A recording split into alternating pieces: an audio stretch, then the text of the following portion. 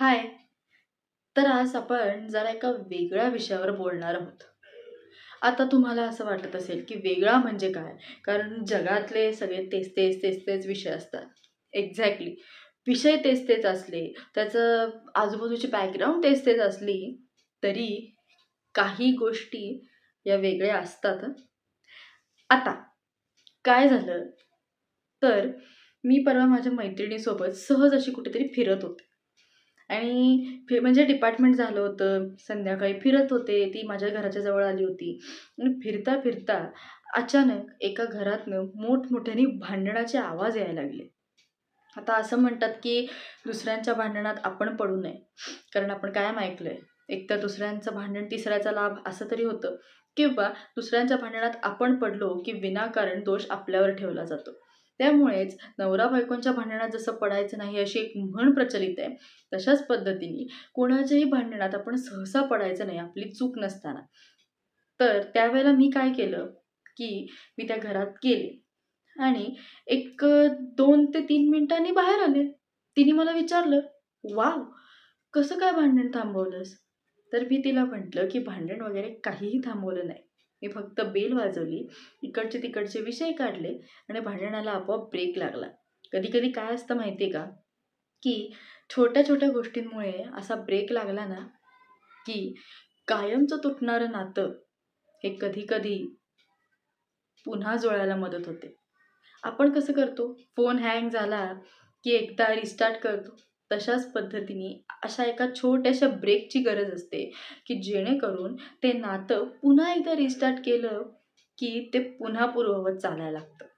म्हणूनच असं म्हणतात की भांडण हे काही मर्यादेपर्यंत असावं. ते मर्यादेच्या पलीकडे गेलं की सगळा घोळ होऊन बसतो. आणि नाती म्हणजे काही असं बाजारात जावं, मला काकाचं नातं द्या, मला मावशीचं नातं द्या, मला आत्या एवढ्या-एवढ्या रुपयाला द्या, असं नाही करता येत. आपल्या आयुष्यात आपली नाती असतात, ती आपल्याला जपावी लागतात आणि आपल्याप्रमाणेच आपल्या समोरच्या व्यक्तीलाही ती जपावी लागतात. मग अशा वेळेला थोडं तुझं, थोडं माझं करत-करत ती नाती जपली, तर तर खऱ्या अर्थाने ते नातं बहरतं. मग ते भावा-बहिणींचं असो, नवरा-बायकोचं असो, प्रियकर प्रेयसीचा असो किंवा घरातल्या कोणाचंही असो. अगदी बाप-लेक असतील किंवा आई-मुलगा असेल, कोणाचंही. थोडक्यात काय, तर आपल्या घरात होणारे कुठलेही वाद किंवा इतरांच्या घरात होणारे कुठलेही वाद असे जर आवाज आले, तर मुद्दामून म्हणून आपण डिवचायला नाही जायचं. एक आपली टेंडन्सी असते, "ए काय झालं? तुला माहिती आहे का? त्यांच्यात ना काल वादावादी झाली. असंच पाहिजे. त्याचं तुटलंच पाहिजे." या ज्या आपल्या भावना असतात ना, त्या बाजूला ठेवून एक छोटासा ब्रेक लावण्याकरता जर आपण तिथे गेलो, तर कदाचित त्यांचं तुटणारं नातं पुन्हा एकदा त्यांना हा विचार करायला भाग पडेल, की मग आपण सुरू कशाला केलं होतं? कधी-कधी माझ्याही मनात असे विचार येऊन गेले हां, की "अरे यार, ह्याचा कंटाळा आलाय. आज नको जायला." मग माझ्या डोक्यात विचार येतो, की जर आपल्याला क्विटच करायचं होतं, तर मग आपण सुरुवात का केली? आणि हे वाक्य माझे आजोबा कायम मला सांगायचे. त्याचमुळे कुठल्याही नात्याच्या बाबतीतही असंच आहे. जर नातं भांडणामुळे मध्ये हँग झालं असेल, तर ते पुन्हा रिस्टार्ट करा. अबोला धरून किंवा फार काळ ते भांडण टिकवण्यात काही अर्थ नसतो. अशाने फक्त निर्माण होतो तो दुरावा. आणि आपल्या जवळची लोकं आपल्यापासून लांब गेली, की होणारा त्रास सगळ्यात वाईट असतो. त्यामुळे आपली नाती जपायला शिका. आणि असं परत कधी दिसलं, तर मनापासनं कधीतरी घरावरची किंवा अगदी फोनची रिंग जरी वाजवलीत, इकडचे तिकडचे विषय काढलेत, तर पुढे तुटणारं नातं पुन्हा एकदा जुळण्याच्या मार्गावर येऊ शकतं आणि प्रयत्न केल्याचं समाधान तुम्हाला मिळू शकतं.